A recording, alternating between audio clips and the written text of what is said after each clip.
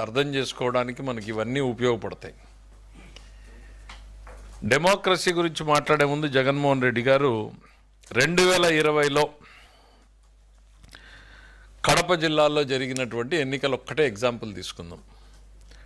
79% జెడ్పీటీసీలు ఏకగ్రీవంగా జరిగాయి.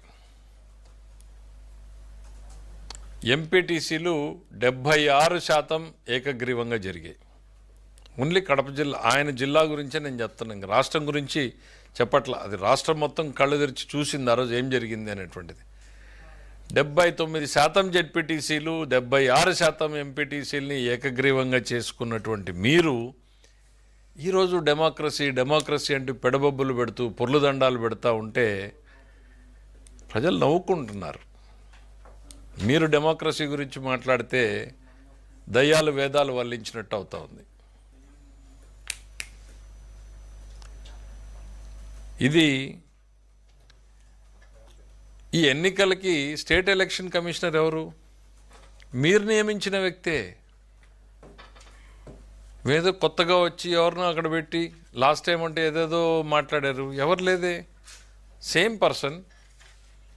మీరు నియమించిన వ్యక్తుల మీద కూడా మీకు నమ్మకం లేదా? అఫ్కోర్స్ ఆ అవకాశం ఉంది, ఎందుకనంటే తల్లిని చెల్లిని కూడా నమ్మేటువంటి పరిస్థితుల్లో లేనప్పుడు ఇక మీరు నియమించిన వ్యక్తుల్ని మీరు ఏమాత్రం నమ్మరు. అది మీ క్యాడర్ తెలుసుకోవాలి. మీరు ఎవరిని నమ్మరు అనేటువంటిది మీ క్యాడరు, మీ లీడర్లు తెలుసుకుంటే మంచిది, వాళ్ళ భవిష్యత్తు అన్న బాగుంటుంది.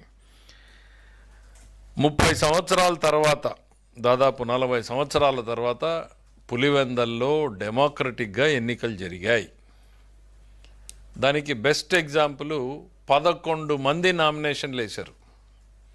ఒకరు కాదు, ఇద్దరు కాదు, 11 మంది నామినేషన్లు వేశారు.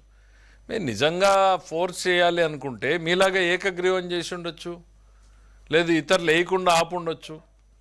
11 మంది నామినేషన్లు వేశారు అని అంటేనే ఎన్నికలు ఎంత స్వేచ్ఛగా జరుగుతాయన్నటువంటి నమ్మకం కలిగిందో ఆ క్యాండిడేట్లు పోటీ పడ్డం చూస్తేనే అర్థమవుతుంది.